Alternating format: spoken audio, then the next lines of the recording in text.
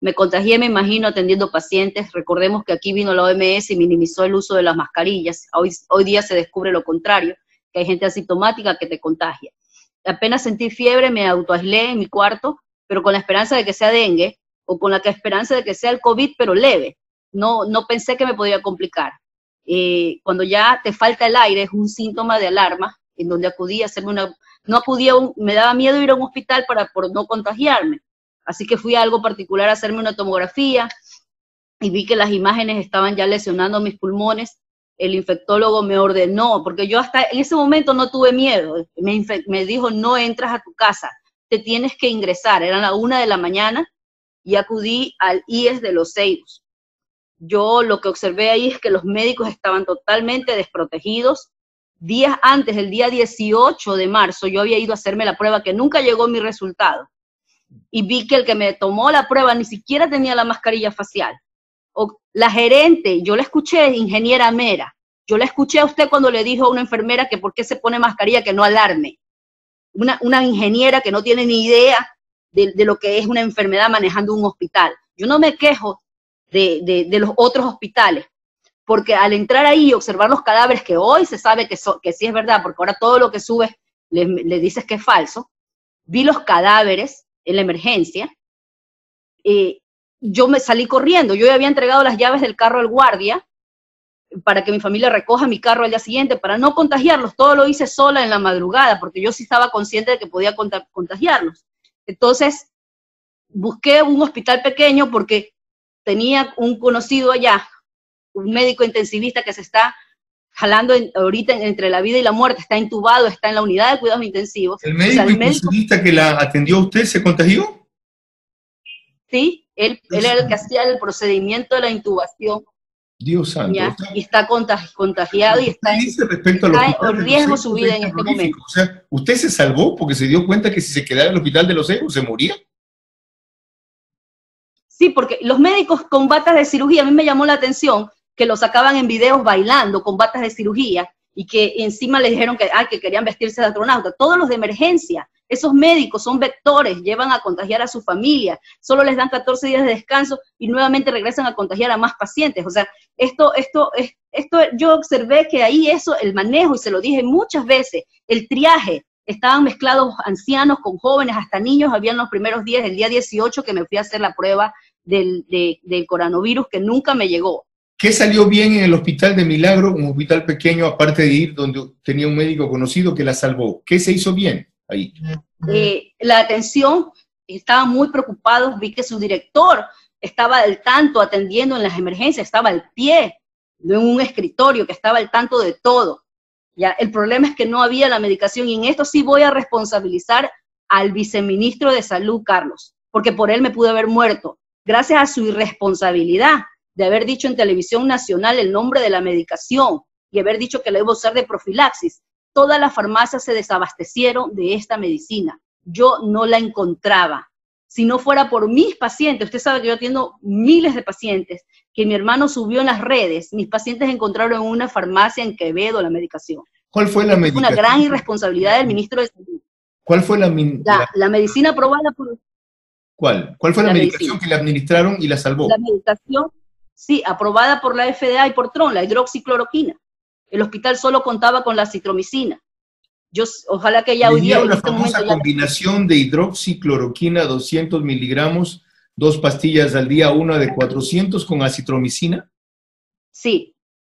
Además, el infectólogo manejó mi tratamiento también, me dieron otros coayudantes como un biológico, tomé otros medicamentos, que el mismo esquema que se utilizó en Francia. Habían médicos ahí que estaban esmerados en atenderme no solo a mí, porque era colega, vi la atención en todo el piso, pero la gente no tenía acceso a la medicina. Yo apenas necesitaba 20 pastillas y conseguí solo una ristra en Quevedo. Una ristra. ¿Ella tiene una ristra? ¿10? 10 pastillas. Doctora, ¿usted cierto que no se dejó entubar? ¿Por qué? Sí, porque, bueno, esa es otra, las farmacéuticas se están aprovechando. El doctor envió un biológico, que es caro, cuesta las 2 ampollas $600, pero también de algunas farmacias se están aprovechando de eso. ya estaba con saturación de 80. Perdón, ¿qué es un biológico? El doctor envió un biológico. No tengo idea que es un medicamento para los inmunodeprimidos, creo. Creo que es un medicamento para los inmunodeprimidos que se utiliza en el lupus, en el cáncer. No tengo idea porque fue el infectólogo el que dirigió eso.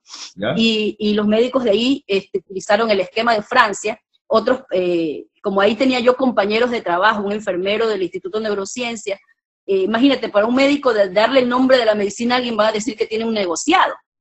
No, ellos no pueden recetar porque son médicos de la salud pública. Pero yo sí le dije al familiar de un compañero que le compre y vi la mejoría. Es más, fuimos dados de alta 3 personas que pudimos adquirir el esquema terapéutico.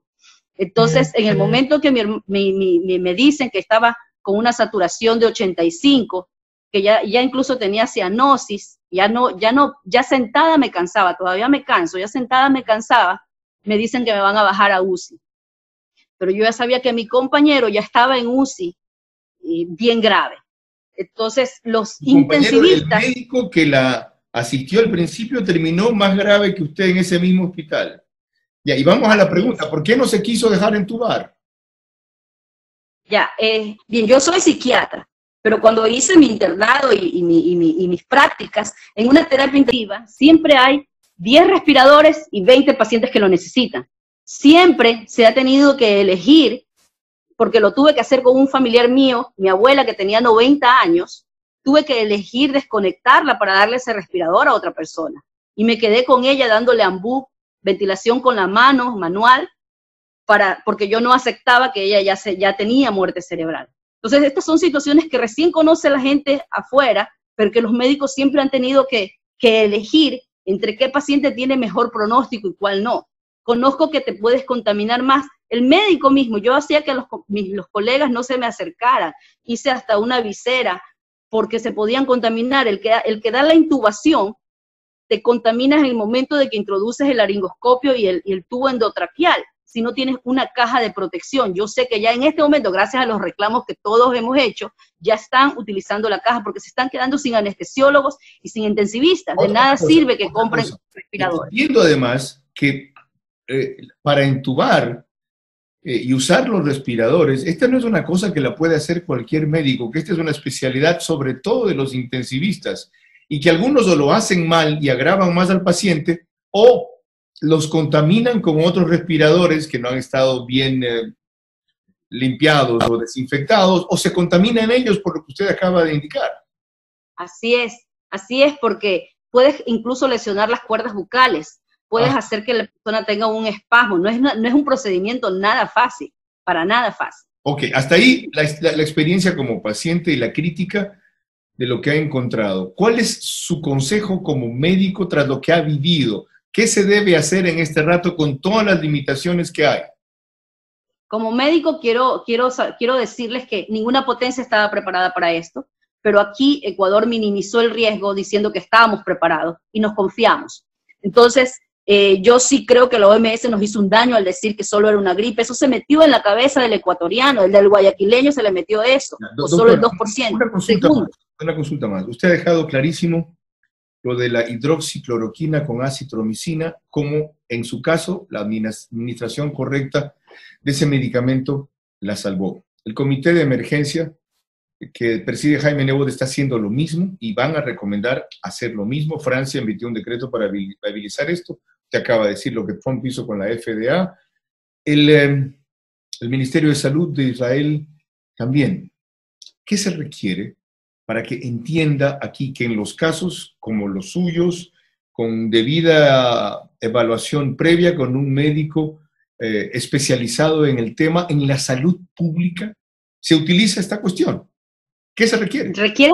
Requieres hacer un electrocardiograma porque esto puede provocar la automedicación, arritmias, puede provocar que las ondas QT del corazón se confundan y provocar muerte súbita. Habrá muchas muertes súbitas por la irresponsabilidad de haber dicho este nombre en la televisión y decir que se puede usar de profilaxis. Okay. Yo creo que esto debe ser manejado en el hospital, que debe haber un buen triage para que los casos leves se hubieran hecho pruebas rápidas y se las trate en otro hospital, y los casos complicados para que no se colapsen los hospitales. Hay una mesa técnica del Ministerio de Salud y no sé si ya lo habrán aprobado el esquema, mientras se siguen 4 eruditos buscándole las tildes, los acentos, más vidas se pueden salvar. Una cosa más, ok, ese punto aclarado. Ahora hay otro.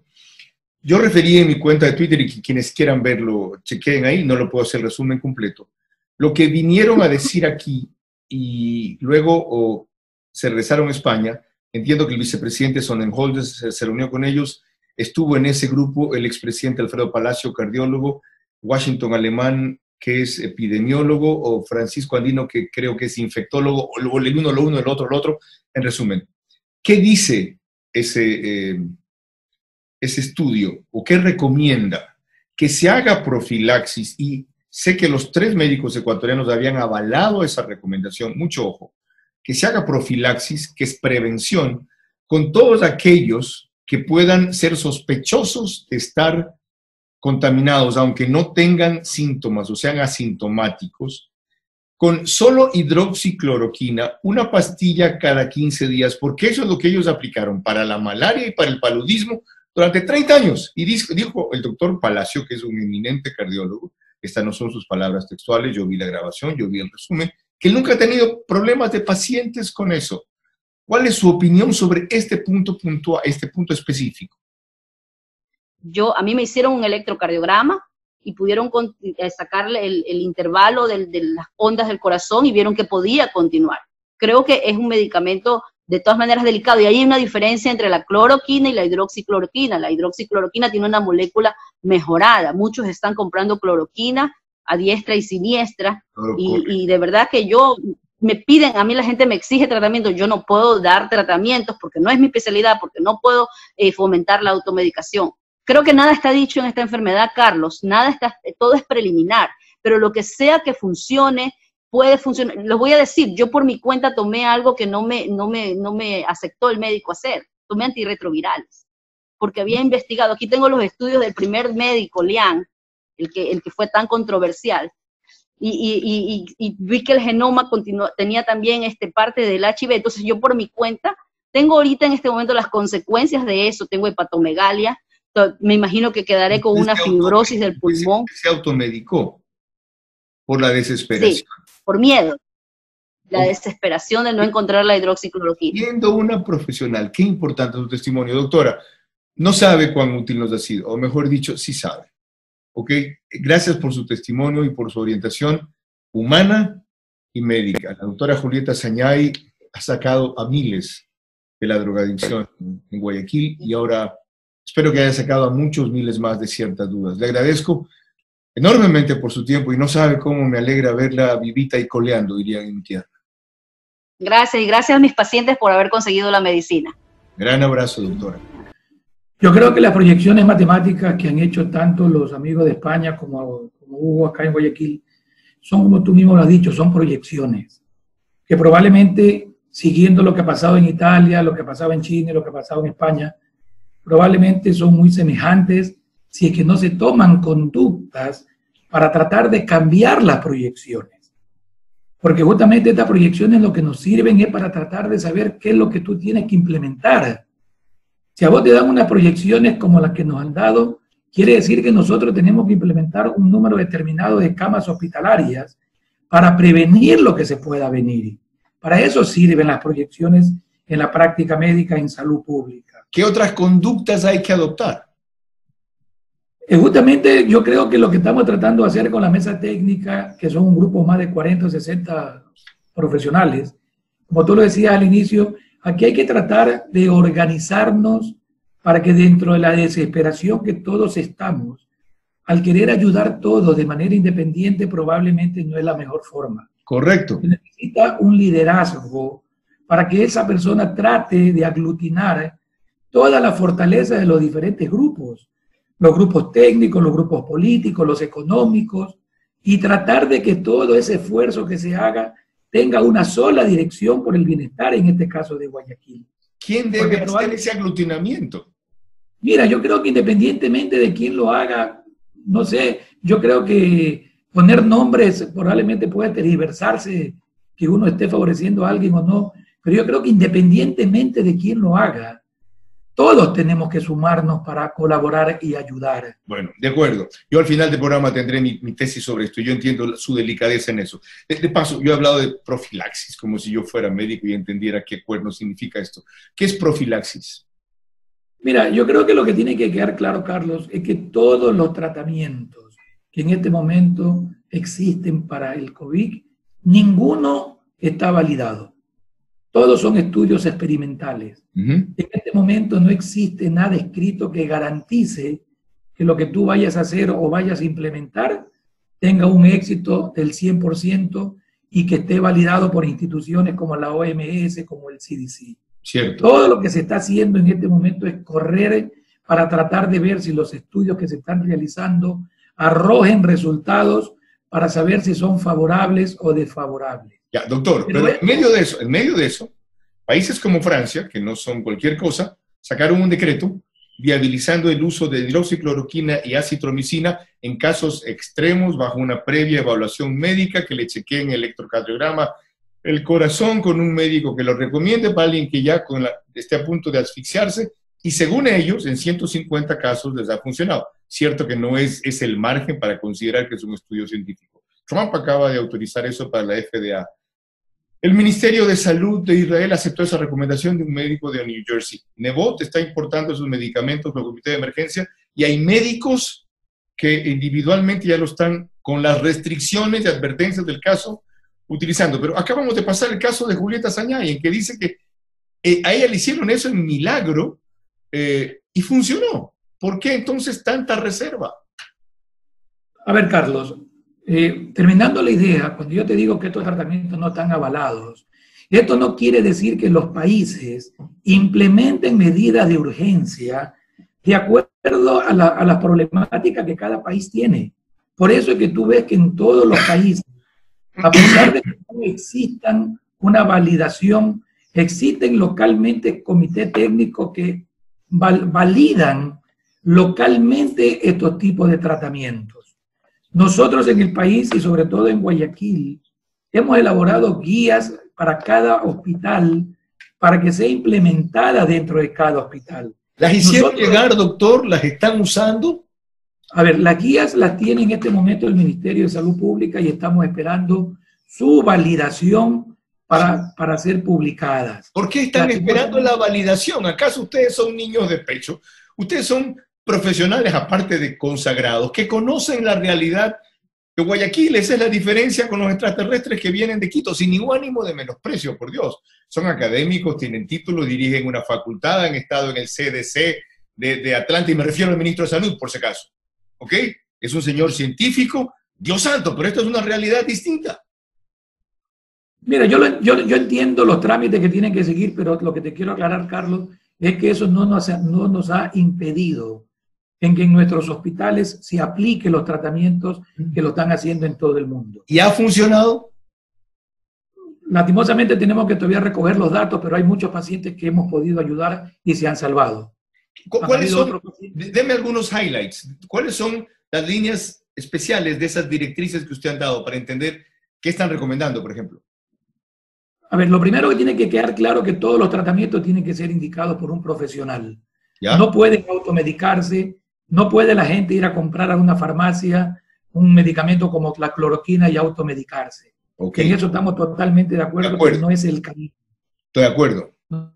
En este momento los protocolos que están implementados en cada hospital son validados por los médicos de cada institución con una evaluación cardiológica y tratar de evaluar el riesgo-beneficio de ese paciente. Pregunto, ¿hay tiempo para eso? O sea, lo estamos haciendo en las terapias intensivas porque los tratamientos básicamente van dirigidos sobre todo para pacientes graves. ¿Hay médicos para eso? Lo que tenemos que tratar de hacer, Carlos, es llegar temprano.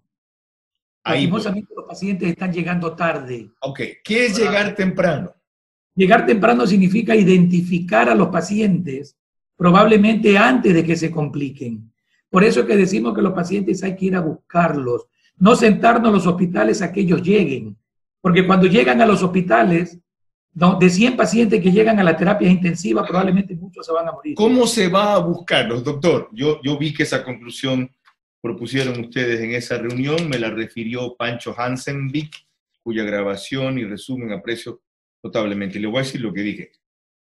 Puta madre, si no pueden ir a buscar 200 cadáveres al día, van a buscar 295.000 contagiados en Guayaquil.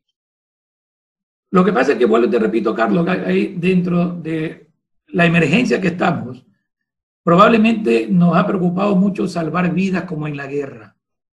Pero tenemos que llegar a un momento en que tenemos que tranquilizarnos y volver a reevaluar qué es lo que estamos haciendo. Okay. En este momento tenemos muchas cosas claras de esta enfermedad que la hemos aprendido en estas 2 semanas. Tenemos claro que la primera semana probablemente son los síntomas generales, como dicen nuestras abuelitas, de un trancazo. Y tenemos claro que la segunda semana es la semana de riesgo, es la semana donde los pacientes se ponen mal, muchos de ellos se ponen mal. Entonces, solamente sabiendo el número de días, uno puede decir si usted tiene fiebre 7, 8, 9 días, probablemente hay que tratar de ubicar unidades respiratorias periféricas para que ese médico en esa unidad periférica sea el que nos diga, ¿no, verdad? ¿Usted se va a la casa o usted se va al hospital? Entendido. Permítame aquí una acotación. ¿Sabe qué puede suplir la imposibilidad de ir donde los miles de contagiados en Guayaquil, que son mucho más que las cifras oficiales incompletas, para decirlas de alguna manera? Y son incompletas porque el propio gobierno admite que no tiene toda la cantidad de pruebas para saber quiénes son los contagiados oficialmente, según exigen las normas internacionales, para no usar protocolos. Otra vez, que detesto esa palabra. Las normas internacionales. ¿Sabe qué puede suplir esto? La comunicación. Yo he insistido en que haya una comunicación frecuente, masiva, privada y oficial, en que le diga todo el día a la gente esto que apenas estamos diciendo un ratito y la convenza. Eso está funcionando en la Argentina, por ejemplo. Ahora, yendo a lo otro, prevención. En esa reunión que referí, ustedes hablaron de que se había usado cloroquina, no hidroxicloroquina, durante 30 años sin problema alguno para la gente afectada por paludismo y malaria, que sería recomendable una pastilla de 200 miligramos cada 15 días. Así la persona no tenga síntomas, daño no le va a hacer. ¿Es correcto? En este momento nosotros con la gente de Colombia, básicamente con quienes están en el Hospital Valle de Lili, estamos implementando un protocolo, aunque no te guste la palabra, pero hay que hacerlo dentro de este margen. Estamos implementando un procedimiento. Perfecto. Para tratar de poder demostrar si esta implementación de esta estrategia sirve o no sirve. Pero ahí en esa reunión hubo la referencia completamente de Alfredo Palacio, que era cardiólogo, diciendo, yo nunca he tenido un paciente que me haya venido con problemas cardíacos porque se le dio esto. Bueno, yo te digo lo mismo, yo tengo 20 años trabajando de infectólogo, manejando y tratando muchos pacientes con malaria, ¿no? Y yo hasta ahora no me acuerdo de haber visto ningún paciente que tenga un trastorno a nivel cardiológico. Esa es mi posición. Pero esto no quiere decir que vayamos a apoyar la automedicación. Ok. Ahora, de aquí, de paso, del mismo estudio, un aporte. La administración de esta medicina no significa que no le va a dar la enfermedad, me explicaron. No. Significa que va a tener síntomas leves, probablemente, si es que tiene una carga viral baja. Y para explicarme la carga viral me dijeron es como que se te mete a ti un bichito y solo se metiera, eso es una carga viral baja, versus 20 bichitos que se te meten. Esa es la diferencia. ¿Correcto? O sea, esa es la hipótesis que se maneja para poder implementar esta estrategia. Okay. Que si tú tomas una pastilla y te infectas, probablemente la severidad, ¿no verdad? Que en la segunda semana a este paciente le puede dar, probablemente no va a ser tan severa, probablemente va a ser menos severa y probablemente va a tener un menor impacto en la gravedad. Esa es la hipótesis que estamos manejando junto con amigos de Colombia para la implementación. Usted lo pone como debe ser. Ok, hasta tanto. Finalmente, ¿cuál es la recomendación fundamental? Hemos hablado de 2 cosas, de optimizar la coordinación, de mejorar la información, de buscar los contagiados, yo de aportar con comunicación para que los contagiados vayan en vez de ustedes a los contagiados, y las reservas con que habría que administrar esto si es que esta hipótesis se adopta. ¿Cómo logramos bajar la curva? Que en Guayas ha sido la única provincia, pásame mi celular, no seas malito, Eduardo, que está acá, la única provincia en que subió con corte al 1 de abril, la única. En todos los demás, los casos oficiales, de contagiados han bajado. Aquí no. ¿Qué hacemos aquí? Urgente. Mira, Carlos, nosotros le hemos sugerido a las autoridades que creemos que tenemos que mejorar la estrategia comunicacional, porque no es suficiente decirle a la población quédate en casa, porque dentro de las casas ya estamos viendo pacientes que se están infectando dentro de las casas. Es decir, la gente cree que con quedarse en las casas ya no tengo que lavarme las manos, ya no tengo que evitar acercarme, ya no tengo que limpiar la casa. Y si existen personas que siguen saliendo, ya sea a trabajar, ya sea a hacer cualquier cosa y vuelven a regresar a su casa, probablemente en nuestras casas hay todavía un alto porcentaje de 20 o 30 metros cuadrados, donde probablemente viven un promedio de 4 a 6 personas. Esto quiere decir que el quedarse en casa no es suficiente. Tenemos que seguir insistiendo que usted tiene que quedarse en casa, pero tiene que implementar las medidas de prevención, tiene que lavarse las manos, tiene que tratar de mantener la distancia más de 1 metro, tiene que limpiar la casa con cloro. Cuando usted venga de la calle, tiene que sacarse la ropa, bañarse y lavarse las manos. Porque no nos sirve solamente quedarnos en casa si dentro de la casa estamos contagiándonos todos. Está claro. Estamos viendo familias que están llegando completamente a los hospitales. Está claro. Y que lastimosamente se están muriendo mamá, papá y hermano.